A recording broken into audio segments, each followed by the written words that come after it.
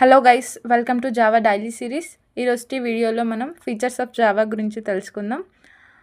దానికంటే ముందు ఒక చిన్న డెఫినేషన్ తెలుసుకుందాం. మనం జావా సిరీస్ స్టార్ట్ చేసాం కదా, మనం ఎప్పుడు ప్రోగ్రామింగ్ గురించి వాట్ ఈస్ ప్రోగ్రామ్ అని, what is coding or programming అని ఇప్పుడు డిస్కస్ చేసుకోలేదు. ఈరోజు ఈ చిన్న డెఫినేషన్ నేర్చుకొని ఫీచర్స్ ఆఫ్ జావా గురించి తెలుసుకుందాం.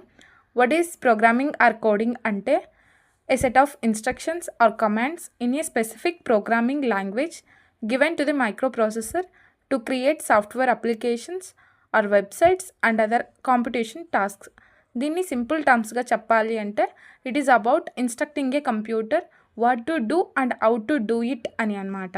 అంటే నేను ఇంగ్లీష్లో ఏదో చదివేశాను, అది మీకు అర్థం అయ్యిండకపోవచ్చు. In simple terms I will explain now. మనం ఒక జావా ప్రోగ్రామ్ తీసుకున్నాం అనుకోండి. ఇక్కడ ఫైల్ డాట్ జావా అనేది ఇక్కడ ఉంది కదండి. ఇక్కడ ఫైల్ డాట్ జావా అనే దాంట్లో మనం ఇన్స్ట్రక్షన్స్ రాసి ఉంటాం. ఇక్కడ ఉన్నాయి instruction 1, instruction 2, instruction 3. For example తీసుకుంటే అడిషన్ ఆఫ్ 2 ప్రోగ్రామ్స్ అని తీసుకుంటే మనం ఇన్స్ట్రక్షన్స్ రాస్తాం అనమాట. ఫస్ట్ డిక్లేర్ చేసుకుంటాము, మనం వేరియబుల్స్ ఏమేమి యూజ్ చేస్తాము. మీరు వరీ అవ్వద్దండి, వేరియబుల్స్ అంటే నేనేం చెప్పలేదు అనేసి. డోంట్ వరీ, నెక్స్ట్ వీడియోస్లో నేను ఫర్దర్గా క్లియర్గా చెప్పేస్తాను. ఇప్పుడు ఫర్ ఎగ్జాంపుల్గా చెప్తున్నాను ప్రోగ్రామ్ అంటే ఏంటి అనేసి. ఇక్కడ ఫస్ట్ అడిషన్ ప్రోగ్రామ్ తీసుకుంటే వేరియబుల్స్ని డిక్లేర్ చేసుకుంటాము.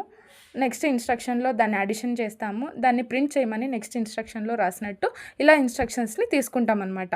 దీన్ని తీసుకొని మనము డైరెక్ట్గా మైక్రో ప్రాసెసర్స్కి ఇచ్చేస్తాం. మైక్రో ప్రాసెసర్కి ఇస్తే అదేం చేస్తుంది, 0 and 1ని అర్థం చేసుకొని మన ప్రోగ్రామ్ని అవుట్పుట్గా చూపిస్తుంది. ఇది అనమాట ప్రాసెస్. దీన్ని మనము ప్రోగ్రామింగ్ ఆర్ కోడింగ్ అని అంటాం అనమాట.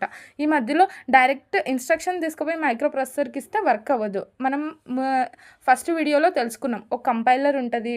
ఆ కంపైలర్ అనేది మన హై లెవెల్ లాంగ్వేజ్ని మిషన్ లెవెల్ లాంగ్వేజ్గా కన్వర్ట్ చేస్తుంది అని నేను చెప్పేశాను కదా. ఆ ప్రాసెస్ ఇక్కడ వర్క్ అవుతుంది అనమాట. ఇది కోడింగ్ ఆర్ ప్రోగ్రామింగ్ అంటే.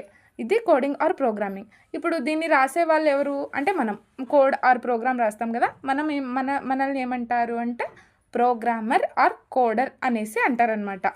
ఓకే, నెక్స్ట్ ఇప్పుడు మనము ఫీచర్స్ ఆఫ్ జావా అనే దీని గురించి తెలుసుకుందాం.